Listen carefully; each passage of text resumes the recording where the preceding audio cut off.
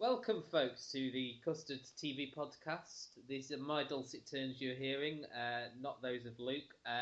Gary's here. Hello, Good Gary. evening, or hello. Yes, and if you're wondering where Luke is, he has moved now, I believe. Right. But the reason he's not on the podcast this evening is that we all had dinner, didn't we, Gary? Yes. Yes, and he cooked us chicken, but it was pink inside. Ah. And he got all upset because we did say thank you for cooking the chicken, Yeah. even though it was pink inside. Well- And now we've fallen out and we've formed two separate singing groups, haven't we, Gary? That's right. There's me and you, and then there's him. Yes. Okay, so after talking about chicken and singing, we'll talk about, TV, but mainly... Yeah. Well, this has been one point in particular. Yeah. Should we do? Is there a couple of other bits of news? Well, first? let's whip through the other bits of news. Yes. There's not much of them. So, if you were a fan of Josh, Series 1 that was on BBC 3 before it died a death, went online, you can now watch Series 2 on the iPlayer. I quite liked it, so I am going to check that out. BBC has renewed Still Open All Hours, and we still have no clue why.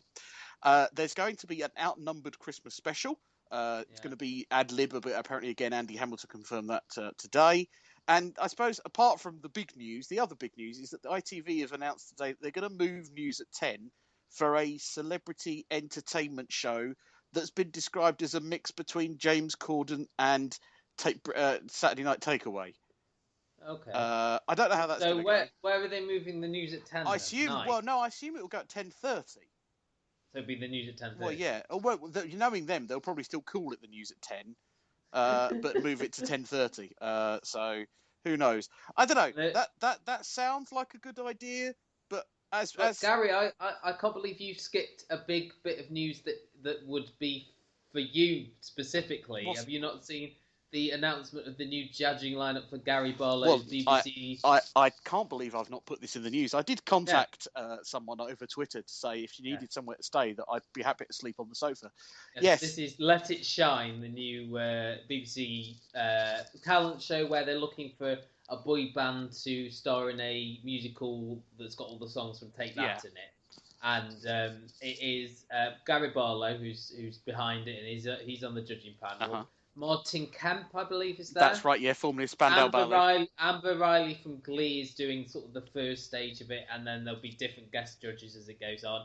And the one Gary's very excited about, Danny Minogue! Danny Minogue, yay! So I've offered her the bed, and I'll sleep on the sofa. I'll just see if she gets back in touch. She'll be looking around Mrs. McNamara's old. Well, that's right. Yeah, I will need to expand if she moves in. So that will not me personally, the housing situation. You can't expand much further. Yeah, I was going to say, I knew there was a joke there coming. I suppose the big news of the week is something I'm calling the Great British Bake Off Gate. It's more of a 10, let's be honest. Should we do like a timeline of what's happened and where we are today? So do you want to run through this? Do you remember the timeline of how this happened? Do you remember the time? I'm going to take this back to Edinburgh, right? When Charlotte Moore, who is the controller of BBC or whatever her title is, head of BBC TV, it's some sort of, she oversees most of it now, and they asked her, about the Bake Off, and she just said, "We don't talk about ongoing negotiations." Right. And there I thought, no Bake Off on BBC. I think it was Monday, wasn't it? It was Monday evening. I think Monday during the day, I think. Where they announced that Love Productions, the company behind the Bake Off, had basically the offer that the BBC had put at their table wasn't big enough, and that they were shopping around, they were going to go somewhere else. About an hour late.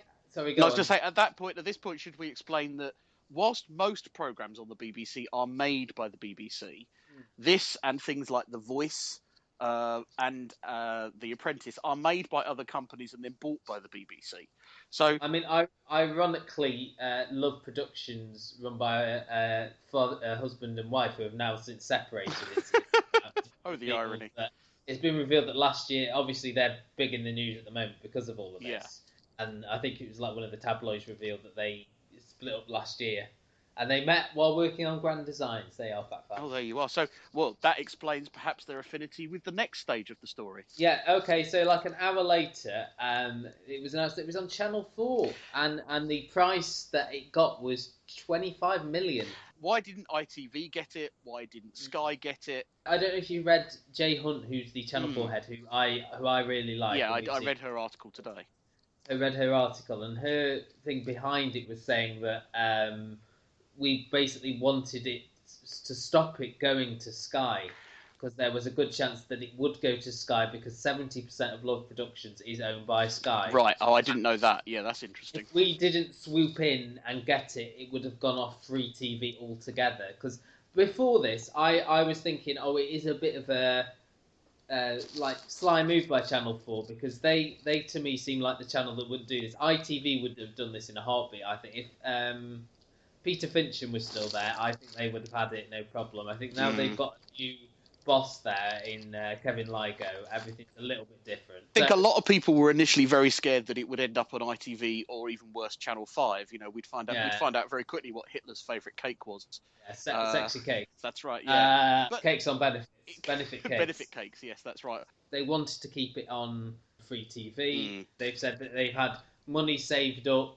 They've they're not paying for the horse racing rights anymore. That's going to ITV. Yeah, that's true. Yeah. So on the Tuesday morning, I believe it was, that it was announced that, or later on, sometime on Tuesday, that Mel and Sue hadn't gone with the dough. Hey!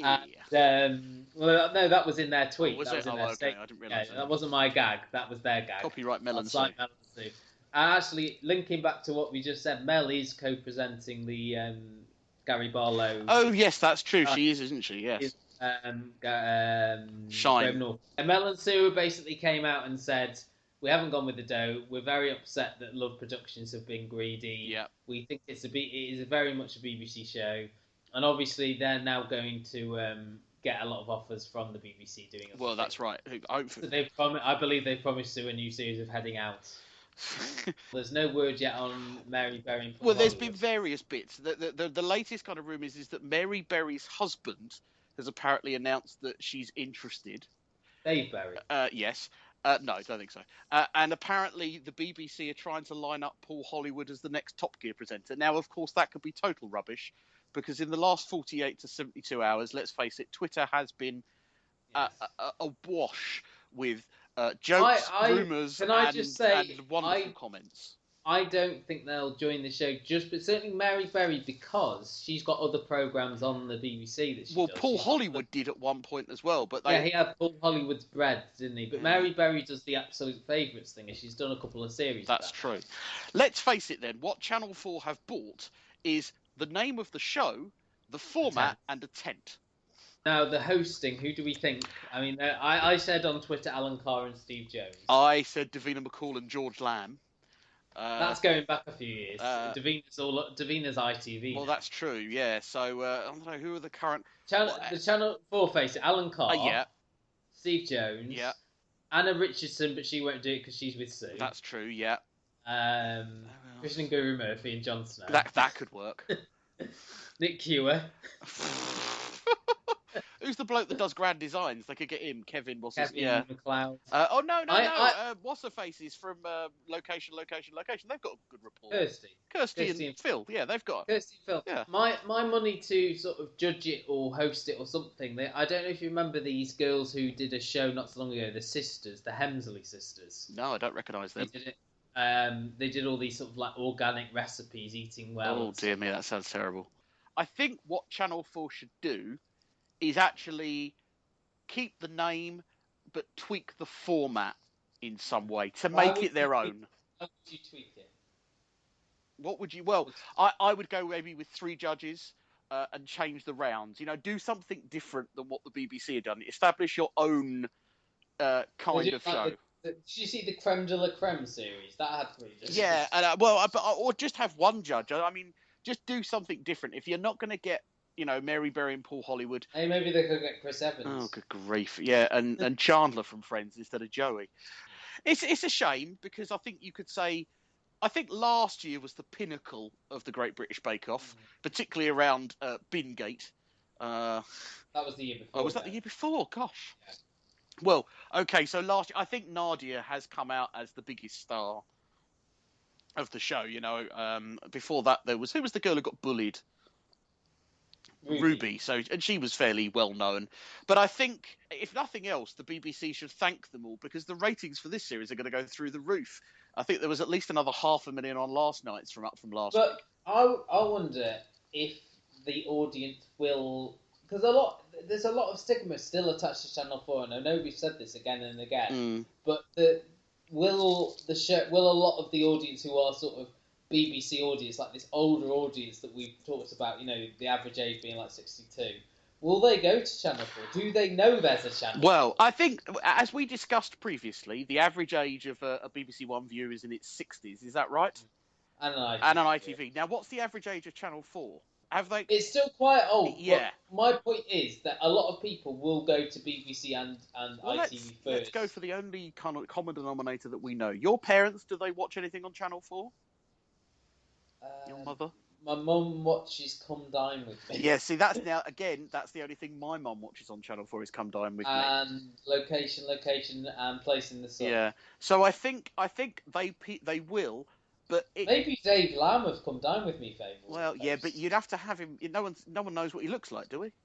Yes. Oh, okay, fine. He's been in episodes of comedies before. Oh, okay. He's in Goodness Gracious Me. But I don't think he's a recognisable face. He's a recognisable voice. If they go, maybe they just have his voice. Yeah, just go for a voiceover, maybe. There, that'd be even better. Yeah. So just like his voice, just speaking to the bakers. That's right. Yes, bakers. Maybe do it like a floating head, like the Games Master. Maybe Dominic Diamond can present the show. There you are. Problem solved. A contemporary reference there by Problem Gary. solved. Shall we review the Bake Off? Should we go a bit off kilter? Luke's not here. We can do that, can't we? Because it's like before we go west, should we talk Bake Off now? Because let's talk Bake Off. Go for it. So it was Batter Week this week, the first ever Batter Week. Mm-hmm. Assault and battery, you may say. Indeed. So we had Yorkshire puddings, the first round. Savoury Yorkshire and sweet Yorkshire puddings. So they put fillings in them. Fillings in filled Yorkshire I puddings. really liked the Christmas dinner and the steak one, as you think I probably would. One of my friends said, Paul said, I will fill this with what I like, Paul, so I will do it with crisps and leftover dips from the fridge. Nice. There was a lot of curry going on there. Yeah, two of them did curries, I think. I think three of them. Oh, really? Oh, gosh. And then we had the lacy pancakes, which Benjamina did very well on. Yeah, I thought they didn't give them much help, and then they kind of criticised some of them for not being lacy, which I thought was a bit strange. You know, if you're not going to tell them what it not is. much definition on this. And I can understand them criticising the pancakes, but criticising the lack of lacy, and, you know, I thought it was a bit... The lack of lace in your lacy pancakes. That's right, yeah. And then we had the old churros, the churros. Yeah, now, I'd never heard it called that, but I'm aware of what it is. What had you heard it Well, called? no, I hadn't heard it called anything, but I've seen the... okay. No, but I've seen that kind of street food people selling those kind of... They're kind of like donut type things, aren't they? But without the jam or anything in them. The Christmas fair in my old town, we used to have a stall doing these. They are very nice on a cold night outside. They are essentially like just a long donut. I've heard it's grim up north, so, you know, that's probably the case. You're right. And Benjamina managed to get Star Baker thanks to her amazing churros as well. Amazing churros, and Kate went home after creating Roadkill. Yeah, I think Kate was unlucky. I think... she was a bit of an also-ran candidate. She never really sort of shone for me. No. I think a bit like Rav, I think, will probably go next. Well, I thought Rav was going this week, but... I didn't, because his Yorkshire puddings they really liked. Yeah. They liked his curry and his Yorkshire puddings, so I think he was safe. I thought Tom was a bit more in danger. Yeah, after being Star Baker last week, that was... it's like the curse, isn't it? Because Candice almost went home last week. Well, that's right. Candice and a new shade of lipstick. Yeah, I think... She is winning, if you read my reviews where I do Innuendo of the Week, and she wins Innuendo of the Week every week. In the same way that basically what's happened with Top Gear, instead of just bringing in new presenters for the same show, have the guts, Channel 4, here you are, I'm telling you, Jay Hunt, if you're listening, have the guts, take the name, take the show, change the format, do something different. Don't just try and do the Great British Bake Off on Channel 4. Don't use that incidental music. It won't work. Well, no, but I mean, I don't know. That's probably linked with the show. So I mean, a lot of people now. I suppose one thing we ought to say is, and this has now led to a lot of people saying, BBC lost The Voice or didn't bother with The Voice. They've lost the Great British Bake Off. What's next? Could it be The Apprentice? And The Apprentice could work on another channel.